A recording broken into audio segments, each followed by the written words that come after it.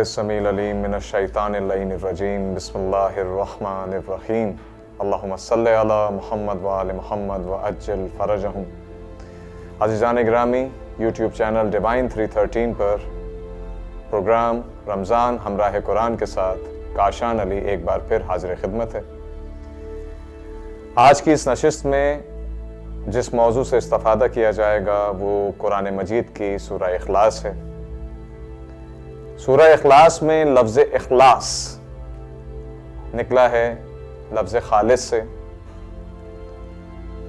خالص سے خلوص بنتا ہے، خلوص سے اخلاص بنتا ہے۔ اگر انگریزی زبان کی رعایت سے بات کی جائے تو لفظ اخلاص کے معنی ہیں سنسیریٹی جو کہ خلوص کے معنی ہیں، یا پیورٹی جو خالص ترین کے معنوں میں آتا ہے۔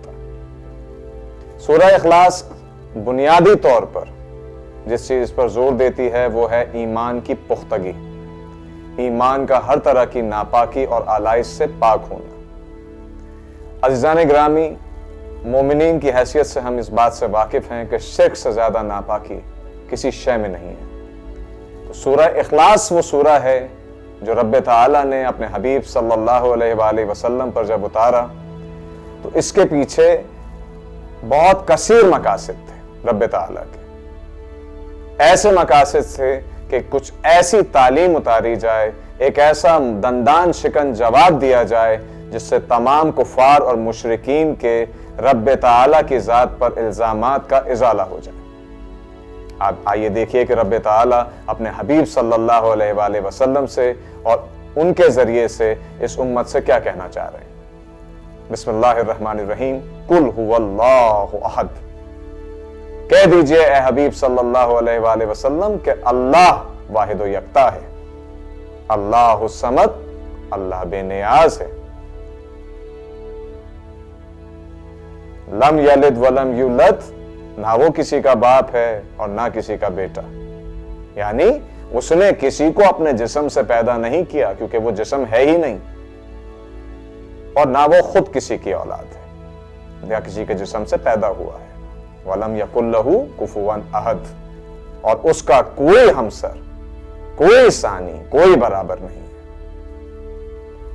بظاہر یہ 4 آیات ہیں، لیکن در حقیقت یہ دنیا میں پھیلے ہوئے مشرکانہ الزامات کا بہترین جواب ہے۔ سب سے پہلی بات، قُلْ هُوَ اللَّهُ أَحَدٌ، اللہ واحد و یکتا ہے۔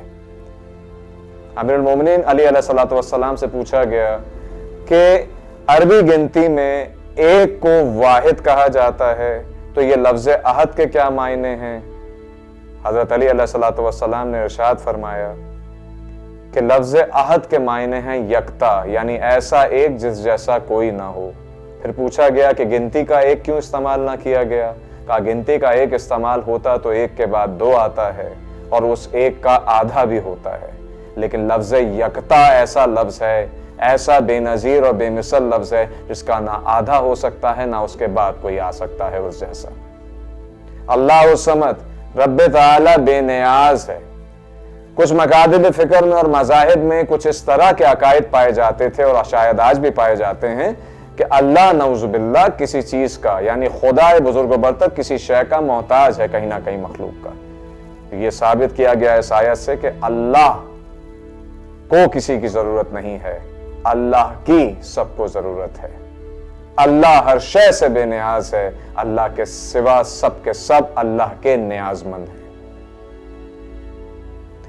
اس کے بعد دیکھا جائے آیت کو تو لم یلد ولم یولد کی آیت ہے، اور یہ آیت ایسی ہے کہ یہودیت اور عیسائیت میں موجود 2 عقائد، یہودیت میں جناب عزیر علیہ السلام اور عیسائیت میں جناب عیسیٰ علی نبینا علیہ السلام کو اللہ کا بیٹا مانا جاتا ہے۔ رب تعالیٰ نے ان مشرکانہ عقائد کی بالکل نفی فرمائی، قطعاً نفی فرمائی، اور یہ فرما دیا کہ اللہ جسم نہیں ہے۔ جب وہ جسم نہیں ہے تو نہ وہ کسی سے جسم سے پیدا ہوا ہے نہ اس نے اپنے جسم سے کسی کو پیدا کیا ہے۔ تو اللہ سے رشتہ داری اور اللہ سے ان معنوں میں تعلق کو جوڑنا محض شرک کے علاوہ کچھ بھی نہیں ہے۔ تو اس کے ذریعے سے ان اہل کتاب حضرات کو بھی جواب دیا گیا جو اپنی کتاب کی تعلیم کو چھوڑ کر یہود و نصارہ میں بدل چکے تھے۔ وَلَمْ يَكُنْ لَهُ كُفُوًا أَحَدٌ کے ساتھ یہ مثال دوبارہ دی گئی کہ کچھ لوگ ایسا بھی کرتے ہیں کہ اللہ کے اختیار میں، اس کی طاقت میں، اس کی بادشاہت میں، اس کے معبود ہونے میں کہیں نہ کہیں کسی کو اس کے برابر کھڑا کرنے کی کوشش کرتے ہیں۔ تو رب تعالیٰ کے اختیار میں براہ راست کوئی نہ اس کے مقابل ہے، نہ اس کے برابر ہے، نہ اس کی مرضی کے خلاف کچھ ہو سکتا ہے۔ آیت الکرسی میں سورہ بقرہ میں رب تعالیٰ ارشاد فرماتے ہیں من ذا الذی یشفع عندہ الا باذنہ، کس کی مجال ہے کہ شفاعت کرے جب تک وہ اجازت نہ دے؟ تو جو ممکن ہو سکتا ہے وہ اس کے دیے ہوئے اذن، اس کی دی ہوئی اجازت، اس کی دی ہوئی رضا سے ہو سکتا ہے، اس کے علاوہ کچھ ممکن نہیں ہو سکتا۔ آئیے اس ماہ رمضان میں کوشش کریں کہ پورے خلوص کے ساتھ، پورے اخلاص کے ساتھ اس ماہ رمضان میں قرآن مجید کی تعلیمات کو سمجھ کر، اللہ کو اپنا معبود خالص جان کر، ان کے حبیب صلی اللہ علیہ وآلہ وسلم کو اپنا رہنما جان کر سچے دل سے نہ صرف اپنی غلطیوں پر، اپنی کوتاہیوں پر توبہ کریں، اس کی دی ہوئی ہر نعمت پر شکر بجا لائیں اور قرآن مجید میں تفکر اور تدبر کرنے کی کوشش کریں، اپنی اصلاح کریں۔ وما علینا الا البلاغ المبین۔